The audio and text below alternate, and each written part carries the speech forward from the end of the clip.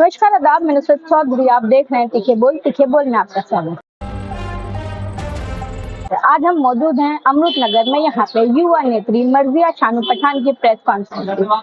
हम बता दें, इस प्रेस कॉन्फ्रेंस में युवा नेत्री जो अभी फिलहाल पूरी तरीके से पॉलिटिक्स में घुसी नहीं है, वो सिर्फ और सिर्फ सोशल वर्क कर रही हैं।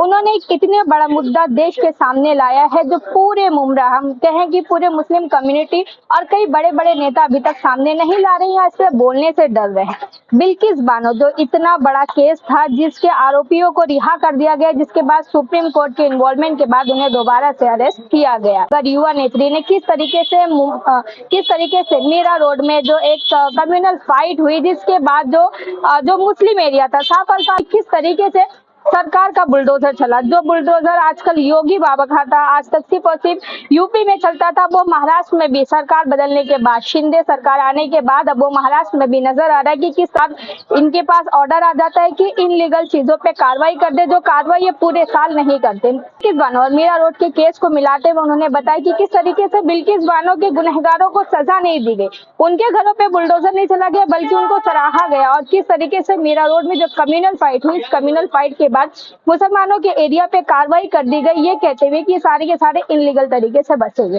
क्या कुछ कहा है मर्जिया शानू पठान ने, और किस तरीके से वो लोगों से रिक्वेस्ट कर रही है कि जो इस तरीके से अपनी पॉलिटिक्स गरमाने के लिए लोगों का इस्तेमाल कर रही है, वो बंद कर दे, वरना जब जनता अगर एक्शन लेने पे आ गई तो नेताओं के लिए बहुत भारी पड़ सकता है। क्या कुछ कहा युवा नेत्री ने, जानिए हमारे चैनल के माध्यम से। मैं नुसरत चौधरी, जय हिंद, जय महाराष्ट्र। क्या मुख्य उद्देश्य, क्या कहना चाहिए पत्रकारों? हमको न्यूज़पेपर और सोशल मीडिया के ज़रिए काफ़ी चीज़ें देखने के लिए मिल रही है जो मीरा रोड में हो रही है। आपको देखने के लिए मिला होगा कि वहाँ पे 2 दिन पहले कुछ कम्युनल राइट्स तो नहीं बोलेंगे, बट कम्युनल फाइट हुई। उसके बाद कल वहाँ पर बुलडोज़र कार्रवाई की गई दुकानों पर, घरों पर, ये बोल कर के वो इलीगल है। तो प्रायर नोटिस ना देते हुए, जो कि देनी चाहिए, आप किसी भी जगह पे बुलडोज़र चला रहे हो तो बिना प्रायर नोटिस दिए हुए वहाँ पे बुलडोज़र की कार्रवाई की गई। तो मेरा मैंने इसलिए रखा है कि मैं जानना चाहती हूँ कि क्या ये सरकार, जो कि एक अभी ठीक है, चलो वहाँ पे जो कम्युनल फाइट हुई, आपने उसके बदले में ये किया है। आप कह रहे हो कि हम लोग इलीगल चीज़ों को तोड़ रहे थे और इलीगल चीज़ों पे कार्रवाई, तो ऐसे तो बहुत सारी चीज़ें इलीगल की जा रही है और हो रही है। अगर हम लॉ इलीगल को ही देखने के लिए जाएंगे और क्या गलत हो रहा है, क्या सही हो रहा है, अगर उसको देखने के लिए जाएंगे तो बहुत सारी चीज़ें गलत हो रही है। क्या उस पर ओवरनाइट कार्रवाई की जा रही है? क्या ऐसे तो नहीं? उसका जवाब तो सीधा सीधा नहीं ही है। तो वहाँ पे जो कम्युनल फाइट हुई, गाड़ी तोड़ी गई या जो भी, मैं उसको जस्टिफाई नहीं कर रही। ऑफकोर्स उस पर जाँच पड़ताल कर जब जांच पड़ताल के लिए डिपार्टमेंट को इतना टाइम लगता है, सालों साल लग जाते हैं जांच पड़ताल होने के लिए भाई, बड़े बड़े मैटर्स में, तो ये मैटर में जांच पड़ताल करके वो ऑफकोर्स एक्शन ले, किसने किया है, क्या किया है, किसने तोड़ा है, जांच पड़ताल करके लॉ के अबाइडेंस में भी चीज़ें हो सकती है।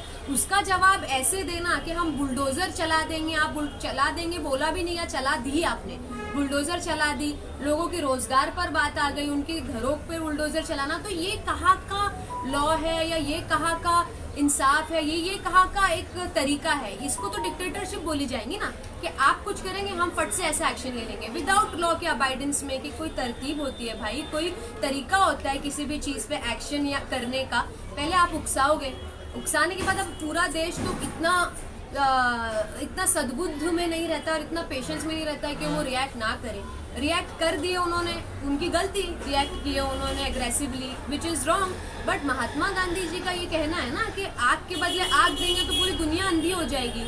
तो आप एक तरीके से लॉ के अबाइडेंस में रहकर भी किसी भी चीज़ पे कार्रवाई कर सकते हैं। आप दीजिए ना उनको पनिशमेंट। जैसे मुझे आपसे ये जो सरकार है हमारी, जो इतना फास्ट एक्शन ले लेती है, जब भी कोई चीज़ ऐसी धार्मिक हो तो उस पर बहुत फास्ट एक्शन ले लेती है। तो मैं ये जानना चाहती हूँ कि आप बिल्किस बानो के जो गुनहगार है, जिसने बिल्किस बानो और उनके पूरे खानदान को तबाह बर्बाद कर दिया, क्या आपने उनके जो गुनहगार है, क्या आपने उनके घरों में बुलडोज़र चलाए? क्या आपने उनकी दुकानें तोड़ी? वहाँ पे जाके आपने उनके वहाँ पे बुलडोज़र चलाए या नहीं चलाए अभी तक के? क्योंकि जब वो रिहा हुए थे बीच में, तब आपके एमएलओ ने उनको स्वागत किए थे, उन पे हार फूल चढ़ाए थे, जैसे कि उन्होंने पता नहीं कौन सा शहीदों वाला काम करके आए हैं या कौन सी इंडिपेंडेंस दिला के आए किसी को, वैसे उनका स्वागत किया गया था। जब सुप्रीम कोर्ट को इंटरवीन करना पड़ा उस मैटर में, सुप्रीम कोर्ट ने आके बोली कि भाई इनको रिहाई नहीं दे सकते, ना इनको टाइम दे सकते, इनको फौरन वापस से अंदर किया जाए। सुप्रीम कोर्ट को हर चीज में इंटरवीन करना पड़ रहा है। आज की तारीख में ऐसा माहौल हो गया है कि हर चीज में सुप्रीम कोर्ट को इंटरवीन करना पड़ रहा है। तो मेरा आपसे ये मानना है कि पार्लियामेंट में दानिश जी को गालियां दी जा रही है, क्या उनके घर पे अभी तक के बुलडोजर चलाए गए हैं, नहीं गए हैं क्या? मुझे बस ये जानना है कि जो महाराष्ट्र में, मुझे आपसे ये कहना है कि महाराष्ट्र में ना एक सभ्यता, एक क्लास है। आप वो क्लास को नीचे करने की कोशिश मत कीजिए। जैसे आपने हमारे मुल्क के दूसरे स्टेट्स में एक आपका गुंडा राज चलता है, वैसा महाराष्ट्र में चलना पॉसिबल नहीं है। तो आप उसको एनकरेज भी मत कीजिए, क्योंकि महाराष्ट्र में लोग बहुत सभ्यता से रहते हैं, बहुत क्लास से रहते हैं, बहुत डिग्निटी से रहते हैं, पढ़े लिखे एकदम एक उनके वर्किंग क्लास लोग रहते हैं, अपना काम करते हैं और अपना मिलजुल के सब लोग रहते हैं बहुत अच्छे से। तो महाराष्ट्र की सभ्यता को आप कमजोर करने की कोशिश मत कीजिए, वरना इसका बहुत ज्यादा आउटरीच निकल सकता है। हम ये चाहते हैं कि आप जो वहाँ पर जो माहौल चल रहा है उसको कंट्रोल में लाइए, पुलिस के जरिए कंट्रोल में लाइए, नहीं तो ऐसे ही आप डिक्टेटरशिप करते रहेंगे। जोर जबरदस्ती वाले मामला था, जो बुलडोजर सरकार आपकी जो है, जो चल रही है, अगर आप ये चीजें करते रहेंगे तो हम इस चीज पे निषेध अपना जरूर जाहिर करेंगे। और हम चाहते हैं कि महाराष्ट्र के लोग, मुमरा कौसा के लोग इस पे अपना निषेध जाहिर करें, क्योंकि ये गुंडा राज तो नहीं चल सकता है महाराष्ट्र में। आपका कहने का मतलब है कि जैसे उत्तर प्रदेश में योगी आदित्यनाथ है और किसी भी तरह का कोई भी मसला ऐसा धार्मिक होता है तो वो सबसे पहले उनके पास एक बुलडोजर रखा रहता है, बुलडोजर को लेके पहले वो कार्रवाई कर देते हैं, और जो जितनी भी इलीगल चीज़ें हैं उसको छोड़ के उनका धार्मिक मुद्दा उनका ज़्यादा रहता है। वही माहौल यहाँ पर भी होने वाला है। देखिए, मेरा आपसे यही कहना है कि ये एक जो रनिंग गवर्नमेंट है, ये इनका मोटिव ऐसा है कि सबको एक दूसरे से भिड़ा दिया जाए, लड़ा दिया जाए और ये आराम से निकल जाए बीच में से, है ना। तो ये इनका मोटिव है एक दूसरे से कम्युनिटीज को भिड़ाना। इसमें कोई भी दोनों में से कम्युनिटी की गलती नहीं होती है। एक वो होता है ना बीच में मतलब एक सिचुएशन क्रिएट कर दी जाती है, खुद से भी माहौल क्रिएट कर दिया जाता है। पता नहीं कि जेन्युइनली वो लोग हो भी कि नहीं जिन्होंने किया है, कि खुद के ही लोग हो आगे।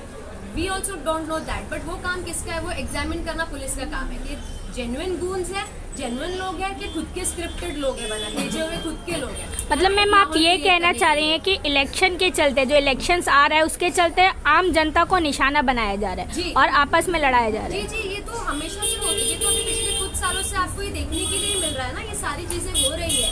तो इसी के लिए हम यहाँ पे बैठे कि ये नहीं होनी चाहिए। हर चीज में सुप्रीम कोर्ट, अभी ये सब मैटरों में हर चीज में हम सुप्रीम कोर्ट को इंटरवीन क्यों करना पड़ रहा है ना। हमारे स्टेट की अथॉरिटीज भी तो इतनी स्ट्रांग है ना कि वो इस चीज पे एक्शन ले सके। तो लॉ और पुलिस और कोर्ट को अपना काम करने थे। हर चीज में आप बुलडोजर ना घुसाए, हर चीज में आप अपनी नाक ना घुसाए। लॉ एक चीज है जिसपे हमको पूरा फेथ है। जैसे कि आपने देखा कि I really want to thank Supreme Court, जिन्होंने इतना फास्ट बिल्किस बानो जी के केस के लिए उनको आरोपियों ने उनसे मांग भी करी, आरोपियों ने उनको बोला भी कि हमको टाइम दो, तो उन्होंने टाइम नहीं दिया। उन्होंने उनको 2 दिन के अंदर बोला कि आप सरेंडर कर लीजिए। तो हमको लॉ पर, हमको हमारे देश के कॉन्स्टिट्यूशन पर पूरा भरोसा है और हम उसके ही साथ चलेंगे। मर्जिया पठान ये कहना चाहते हो आप कि ये आगाज है, ये शुरुआत है कि ये सरकार ये दिखाना चाहती है, बताना चाहती है कि अगर कोई किसी के खिलाफ जाता है तो ये बुलडोजर की कार्रवाई अब महाराष्ट्र में भी शुरू हो।